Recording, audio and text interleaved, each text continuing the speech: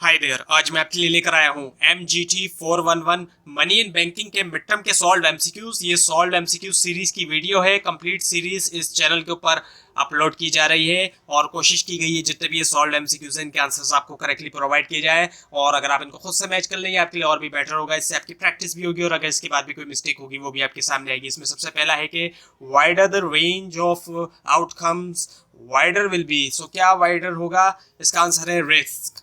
और उसके बाद ये कि the fact that financial intermediate जो है वो यूज कर सकती है सेम कॉन्ट्रैक्ट कई सारे कस्टमर के लिए। सो ये इनमें से किस ऑप्शन की एग्जाम्पल है? ये एग्जाम्पल है इकोनॉमीज ऑफ स्केल की।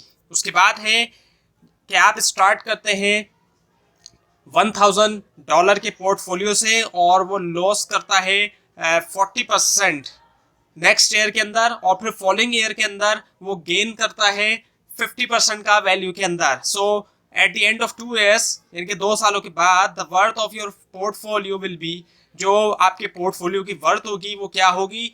$900 होगी। सो आप इसको खुद से भी कैलकुलेट करके देख सकते हैं कि पहले आप जो है वो 40% जो है माइनस करेंगे 1000 में से, और फिर जो उसके बाद माइनस करने के बाद आएगा वैल्यू जो आएगी उसके अंदर फिर आप जब 50% ऐड करेंगे उसकी वैल्यू का, तो 900 आंसर आता है नहीं। तो इसको भी आप करके देख सकते हैं तो आपको खुद अंदाजा हो जाएगा। उसके बाद ये कि एक इंडेक्स नंबर जो एक वैल्यूएबल टूल है, सो वो क्यों है एक वैल्यूएबल टूल? सो उसका रीजन है कि इंडेक्स नंबर जो है प्रोवाइड करता है मीनिंगफुल मेजरमेंट स्केल कैलकुलेट करने के लिए परसेंटेज चेंजेस। और उसके बाद ये कि जो लिक्विडिटी प्रीमियम थ्योरी सजेस्ट करती है कि यील्ड कर्व जो है वो शुड यूजुअली भी कैसा होना चाहिए? यील्ड कर्व को यूजुअली तौर पे वो है अप स्लोपिंग। उसके बाद ये कि which of the following statement, इनमें से कौन सा स्टेटमेंट जो है वो ट्रू है गिवन सेंटेंस के लिए? और ये है कि that tax affects the bond return. So इसका जवाब है because only interest income they receive from bond is taxable. So ये है इसका आंसर। और उसके बाद ये कि द डैश, इनमें से कौन सा जो है option the dash are an assessment, वो एक असेसमेंट है क्रेडिट वर्थीनेस की कॉर्पोरेट इशूअर की। सो वो है बॉन्ड रेटिंग्स। उसके बाद ये कि इनमें से कौन सी एजेंसी जो है वो असिस्ट करती है डिफॉल्ट रिस्क डिफरेंट इश्यूज का? वो है क्रेडिट रेटिंग।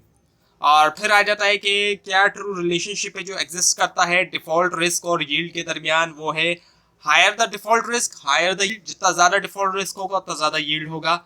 और उसके बाद ये कि जो करंट यील्ड होता है $10,000 के ऊपर और 5% कूपन बॉन्ड सेलिंग फॉर $8,000 के लिए जो है वो 5% कूपन बॉन्ड सेलिंग है। सो इसका आंसर है 6.2%। उसके बाद ये कि जो एनुअल, सपोज करें कि अगर एनुअल इंटरेस्ट रेट जो है वो है 6% और जो प्राइस है 1 ईयर ट्रेजरी बिल की, सो वो क्या होगी? वो होगी $94.33।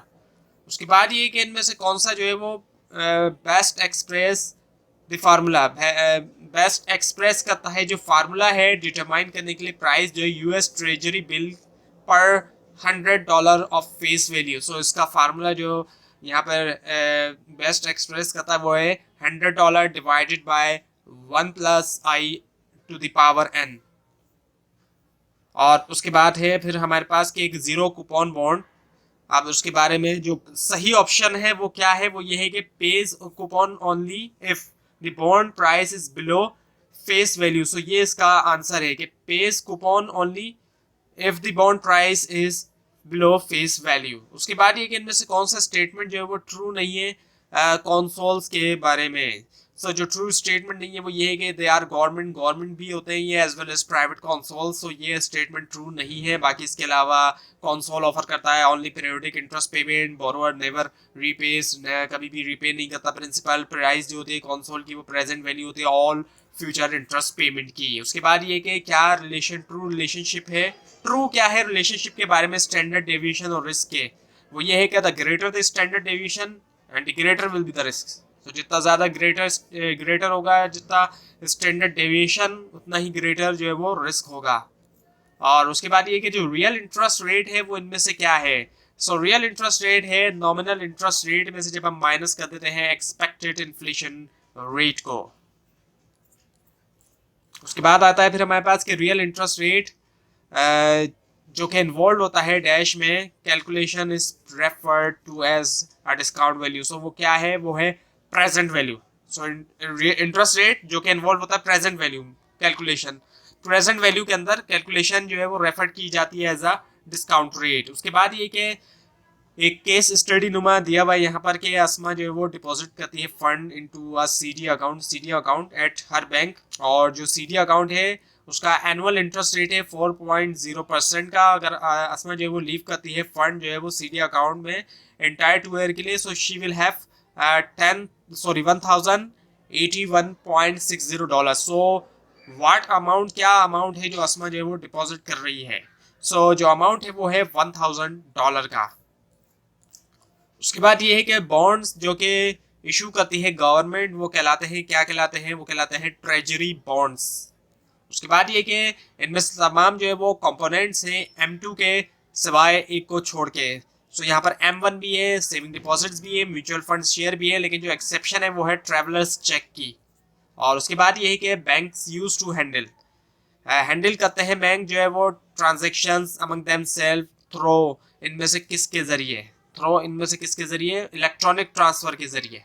उसके बाद ये कि इनमें से कौन सा जो है लेस लिक्विड एसिड है, कौन सा ऑप्शन है। और अब जो सबसे कम लिक्विड है वो है इसमें से कार जो है वो सबसे कम लिक्विड है, क्योंकि ये एक फिक्स्ड एसिड इसको कंसिडर किया जाता है। सो सबसे जो लेस लिक्विड एसिड यहाँ पर है वो है कार हमारे पास। बाकी चेकिंग अकाउंट और शेयर और डेबिट कार्ड वगैरह ये सब नहीं है उसमें। उसके बाद ये है कि जो फॉर द वैल्यूएशन के लिए गुड्स की एंड फॉर कोटिंग प्राइजेस की कोटिंग के लिए बार्टर सिस्टम के अंदर जो जनरल फार्मूला यूज होगा एन गुड्स के लिए वो है क्या, n multiply by n minus 1 divided by 2। उसके बाद ये कि डैश आर ऑर्गेनाइज, इनमें से कौन सा ऑप्शन ऐसा है जो कि ऑर्गेनाइज होते हैं एलिमिनेट करने के लिए,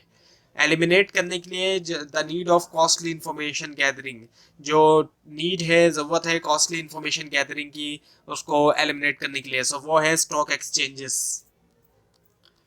उसके बाद है फिर कि बैंक यूजुअली जो है वो ऑफर करता है लोअर रेट जो इंटरेस्ट लोगों को willing to keep their fund in the bank for a short time के लिए जो हो। क्यों ऐसा क्यों होता है कि शॉर्ट टाइम के लिए हो, तो वो इसलिए क्योंकि बैंक रियलाइज करता है कि जो टाइम है उसकी वैल्यू है।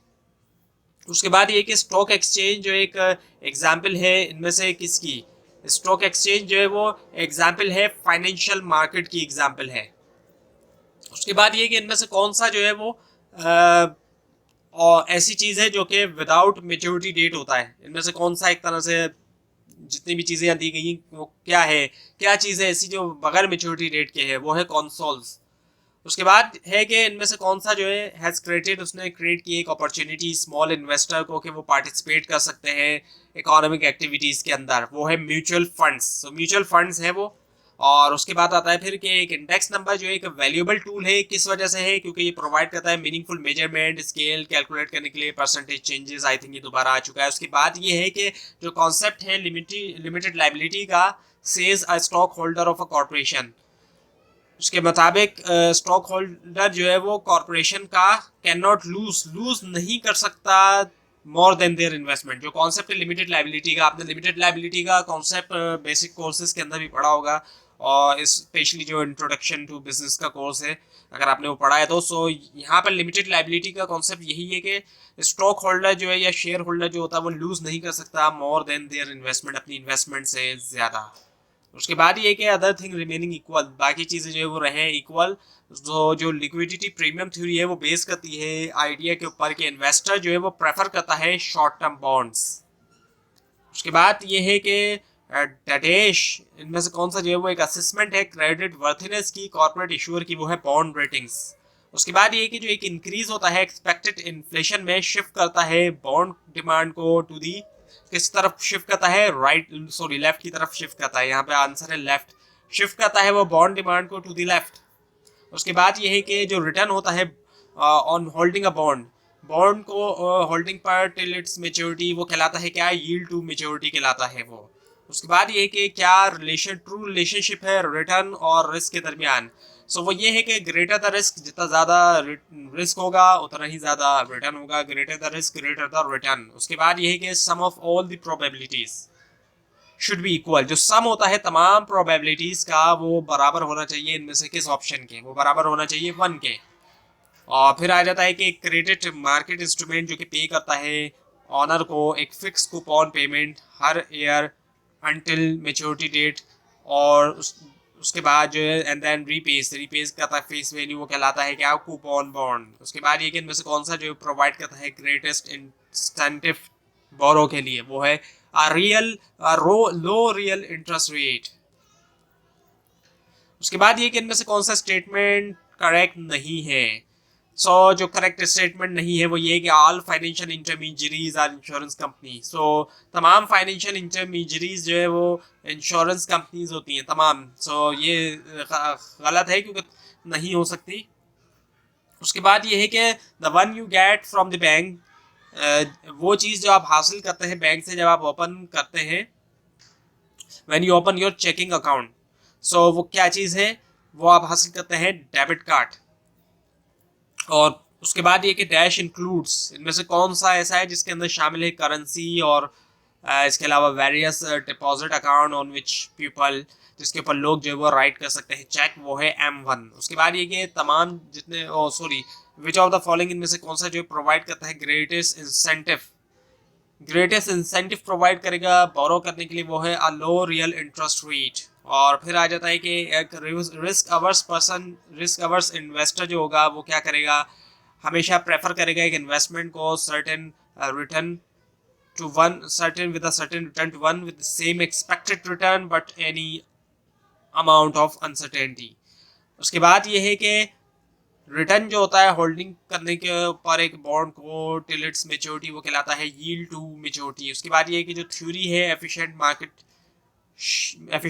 की स्टेट करती है कि जो प्राइसेस हैं फाइनेंशियल इंस्ट्रूमेंट के वो रिफ्लेक्ट करते हैं क्या, ऑल अवेलेबल इंफॉर्मेशन।